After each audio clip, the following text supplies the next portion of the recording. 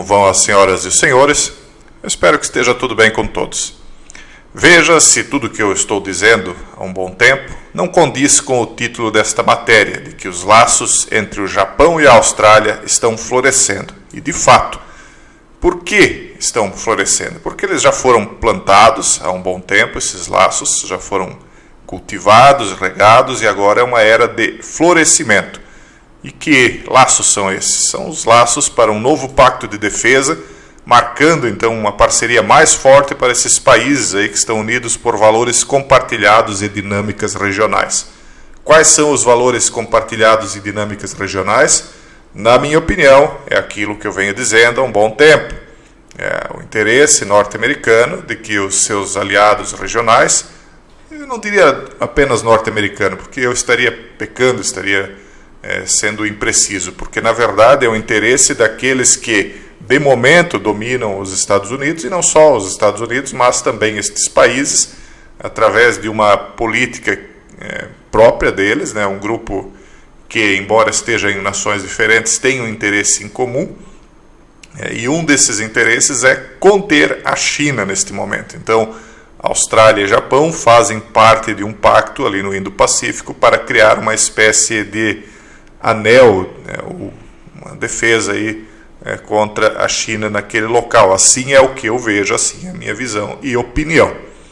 Inclusive, um vídeo que eu gravei não pôde ser trazido aqui para o YouTube, foi parar no Patreon, mostrava um antigo porta-voz da China fazendo ele pessoalmente ameaças, de que a Austrália, depois que tinha recebido os submarinos para sua defesa, segundo a alegação dela, estava sob ameaça chinesa, porque os submarinos eles poderiam ser portadores de ar nuke.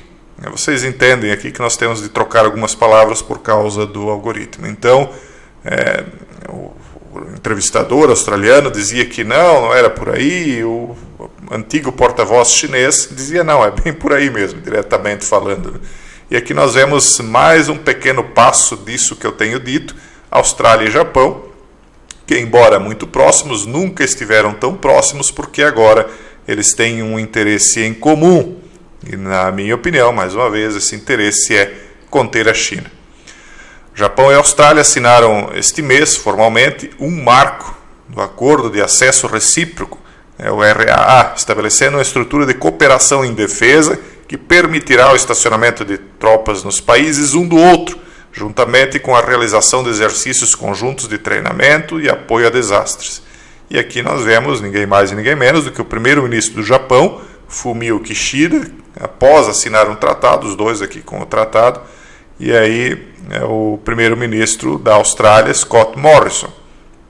Então, não é nenhum acordo que se faz entre escalões menores, é um acordo de tão grande importância que foi assinado pelos dois maiores mandatários de seus respectivos países e exibido, então, ao público, para que todo o país, e aliás, para que todo o mundo tomasse esse conhecimento.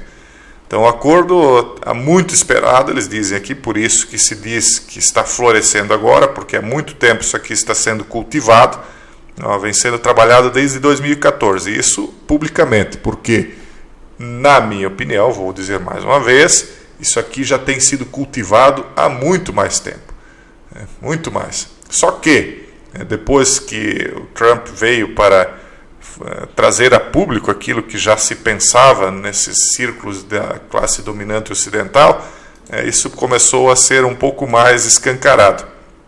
Então, representou o pacto de segurança mais significativo que o Japão assinou com outro país desde o Acordo de Status das Forças de 1960 com os Estados Unidos. E aí eu vou dar uma opinião também sobre algo. Por que é que eles vão estacionar tropas nos países um do outro? Por que apenas não assinam o pacto? Porque eles estão, como eu já tenho falado há um bom tempo, soltando o gênio da garrafa. O Japão é um país pequeno, ilhado, mas vocês sabem que eles, na Segunda Guerra Mundial, não foram fáceis para a aliança inglesa, norte-americana, francesa subjugar. Eles foram muito difíceis ali de serem subjugados. Então, me parece que essa questão de colocar tropas australianas no país japonês também servem como uma maneira de se prevenir, porque o que está acontecendo? Eles estão precisando do Japão mais do que nunca. E o Japão ele não podia mais ter uma força de ataque, digamos assim. Ele só podia ter uma força de defesa interna. E agora, né, como eles estão precisando da força japonesa para confrontar a China, eles têm de liberar essa força de atuação internacional, digamos assim. Só que me parece que eles têm um pé atrás com isso, eles têm um certo medo. Então a Austrália coloca botas no país nipônico, né? E aí ela vai ter um pouquinho mais de controle sobre o que pode acontecer eventualmente se o gênio for solto da garrafa. A intenção é essa, Jason? Não sei. Não sei, mas ela vai de acordo com aquilo que já há um bom tempo eu venho concluindo a respeito disso aí. Pode ser que a intenção seja totalmente outra, mas nada impede que seja assim como eu estou falando também. Então foi concluído durante uma cúpula realizada virtualmente em 6 de janeiro, esse acordo, né? Foi concluído agora, entre Scott Morrison da Áustria, primeiro-ministro, e o Fumio Kishida do Japão, depois que este cancelou todas as visitas ao exterior para lidar com o aumento dos casos do flagelo no Japão. A quase aliança, eles dizem aqui, entre o Japão e a Austrália floresceu nos últimos anos em meio a tensões geopolíticas aumentadas e crescente competição no Indo-Pacífico. Ambos os países compartilham preocupação sobre a assertividade da China. Eles usam... É engraçado, os analistas ditos da mídia oficial é que eles usam palavras mais bonitinhas, né? Devido à assertividade da China. Eles estão se pelando de medo aí do projeto que a China escancarou e daqueles que ela não escancarou, né? E a expansão, né, outro medo deles é a expansão das atividades marítimas nos mares do leste e do sul da China. Até porque a China começou a fazer ilhas artificiais ali, né, na região. Uma opinião que eu já tenho manifestado há um bom tempo é que esses países alinhados a essa vertente ocidental, que os russos até chamam de atlantista com uma certa razão, eles têm uma expertise muito maior no mar, ou melhor, nos mares, do que qualquer país asiático, né? Isso inclui a Austrália, porque a tradição australiana está muito ligada aí à cultura inglesa, porque ela é uma ex-colônia inglesa, né? Basta ver o que está acontecendo agora durante o flagelo, coisas que me parecem que vêm diretamente de mentes, vamos dizer assim, localizadas próximas à costa europeia. Mas enfim, o fato é que eles têm uma expertise muito maior. Eles não, os povos ocidentais de uma maneira geral, né? Muito antes deles, ainda dos ingleses, os portugueses e espanhóis tinham essa expertise, e muito maior inclusive, né? Tanto é que as grandes navegações, as grandes expansões marítimas foram feitas por portugueses e espanhóis. Só que aí, por conta de alguns eventos históricos aí que configuraram uma união, inclusive, entre muçulmanos e os ingleses, houve um ataque às forças portuguesas e espanholas, numa espécie de um ataque inesperado, para não dizer traição, né? E aí as forças marítimas portuguesas e espanholas foram dizimadas. Mas, enfim, toda essa expertise ocidental nos mares fazem com que nós tenhamos chegado até aqui com forças ocidentais dominando os oceanos. E, portanto, mantenho a minha opinião de que a China não conseguirá romper o cerco marítimo que está se fazendo no Indo-Pacífico, porque cada um use as palavras que quiser, alguns usam umas palavras um pouquinho mais bonitinhas, mas a verdade é que é isso que está ocorrendo.